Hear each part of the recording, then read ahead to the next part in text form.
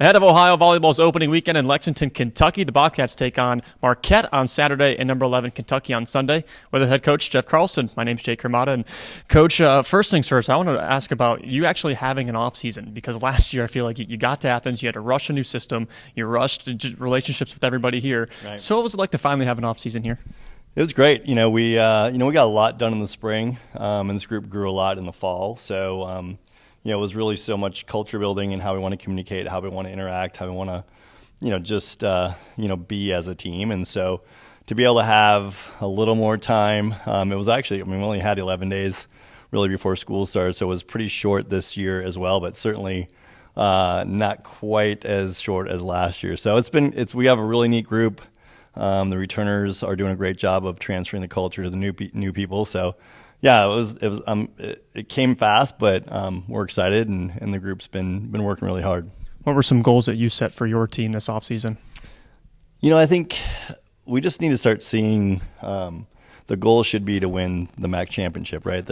That goal, that vision is something that we're talking about in as if language, and so. We're building something. We know that it's going to take time. For me, I need to be patient. I'm not the most patient person, but I hired an incredible staff, and we got a really neat group. It's fun coaching them. We're working hard, and we just got to trust the process. So for us, it's, ultimately we want to win a MAC championship, we want to be in the NCAA tournament, but we also know that, we don't shy away from that as a goal, but then we got to rewind it back and put the blocks in place to do so.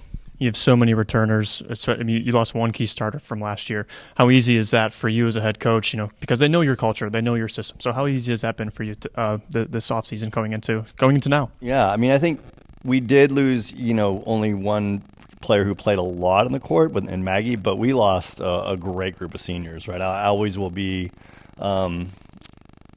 always be indebted to that group, because as a new coach coming in, they are the ones, if your seniors aren't bought in, especially if a lot of them aren't playing as much as they want to, you're kind of in trouble as a coach. So that group really did lay the foundations for who we are and the culture. And so that being said, on the court, we have a lot of similar faces, and, that helps a lot from a chemistry standpoint. And I think we're going to have the good thing this year is a good and a tougher thing for this group is we have a lot of depth. There's a lot of competition.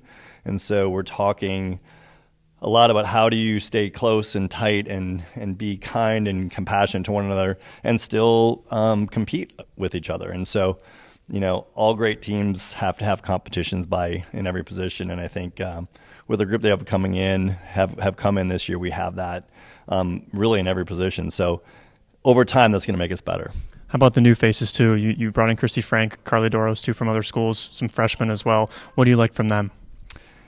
Yeah, I think it's, we have two Ukrainians, and that's been, incredible to hear their stories and encouraging them to tell more of their stories. It's just the path that they've been on is so powerful. And then, to have, we only have two freshmen, and you kind of forget that Leah and, Charity are that young, but, the returners have done a great job of making them feel comfortable and teaching them, hey, this is how we do things. And, I think the biggest challenge we have right now is as a group just is keep developing that leadership, keep challenging each other, keep holding each other accountable, find the joy in the game. But our returners have done a great job of teaching our new people how to do that.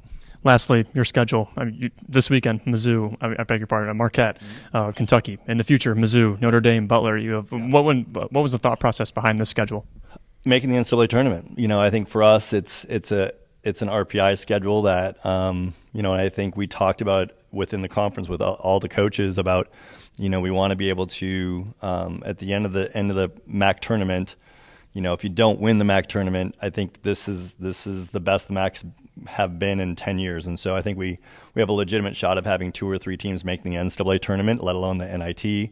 And so really it's about trying to find some wins in there, but also, every team we have on our schedule except for one was well above 500. That was Mizzou, and Mizzou is going to be way better this year.